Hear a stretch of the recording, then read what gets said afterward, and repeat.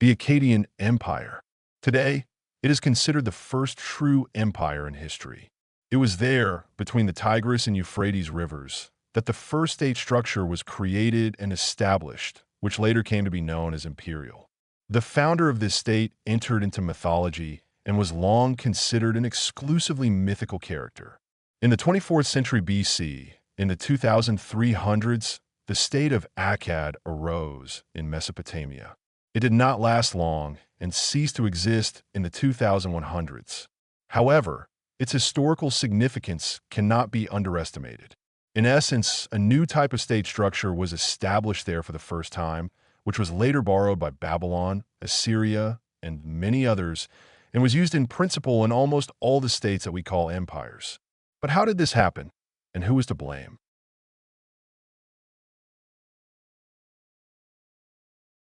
In principle, it is clear that this state was created by a certain Akkadian people, and that is how they are referred to in all historical works.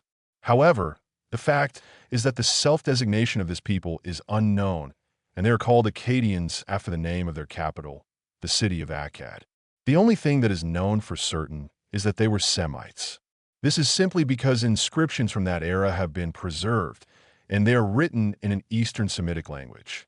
It is also known that before creating their own state, they were under the rule of the Sumerians, and their lands were part of the Sumerian city-states. They got their name from their leader, who, for some reason, after gaining independence and creating his own state, moved the capital to the previously insignificant town of Akkad. However, their leader, Sargon the Great, is also a mysterious and amazing figure. This man was long considered an exclusively mythical character, but archaeological discoveries in the 20th century and the deciphering of cuneiform inscriptions showed that he was a completely real person with an amazing biography. He was the adopted son of a water carrier from the small Sumerian town of Azabaranu. His origins could not have been lower from the very lowest of the common people. He was not even a Sumerian, but belonged to a conquered Semitic people. His biological parents are also unknown.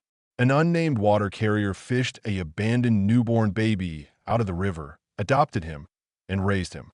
In short, he was a foundling, and of course, he had no prospects for a distinguished career. At first, that was the case. However, this young man surpassed his father and managed to become a gardener in the palace gardens of the city of Kish. He would have continued to trim the grass and bushes for the rest of his life if the Sumerians had not caused another disturbance. One of the Sumerian kings of Mesopotamia, Lugal-Zagizi, lord of Uruk, decided to unite everyone under his rule and began a series of wars of conquest. In principle, he was quite successful. He dealt with the Sumerians. However, resistance suddenly arose from those very Eastern Semites. And at the head of this struggle suddenly appeared this unknown son of a water carrier and gardener. Everything here is mysterious. How did a man who had never fought, never participated in politics or government, but quietly grew various plants, suddenly manage to organize resistance and create his own army? Moreover, it turned out to be a victorious war in which King Lugal-Zagizi, who had subjugated all of Mesopotamia, was completely defeated. And not only that, from that moment on, the history of the Sumerian states ended and the Akkadian Empire took their place. In other words, this son of a water carrier and gardener turned out to be a brilliant organizer and military leader. Well, history has seen cases where, in the wake of turbulent events, completely new people suddenly emerge and act extremely successfully. However, Sargon did not stop at this victory.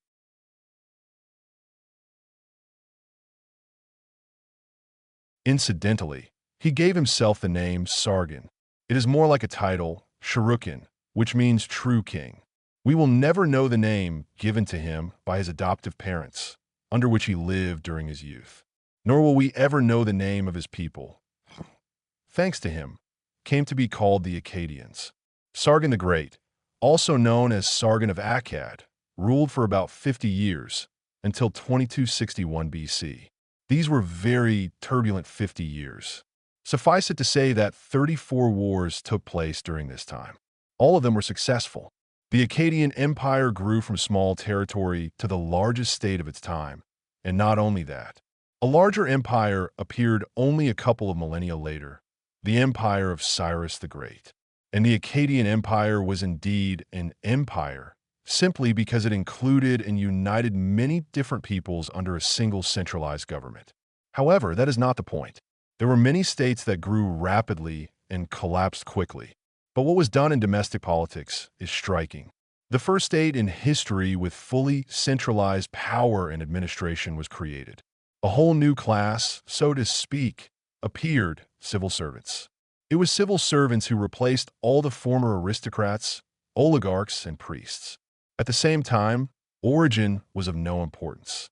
In other words, a professional administrative apparatus was created for the first time.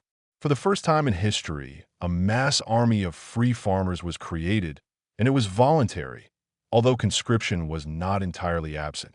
In other words, military service ceased to be the privilege of the aristocracy, which was very significant.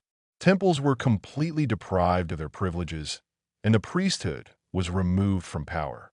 Of course, all these changes were met with hostility by the former rulers, but Sargon prevailed in this struggle, and all his innovations took root, were adopted in later formations, and many are still in use today: the mass army, bureaucracy, and so on.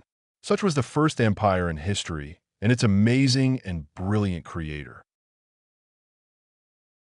If you liked the video, then don't forget to put a like and subscribe to the channel. There will be a lot of interesting, shocking, and exciting things ahead.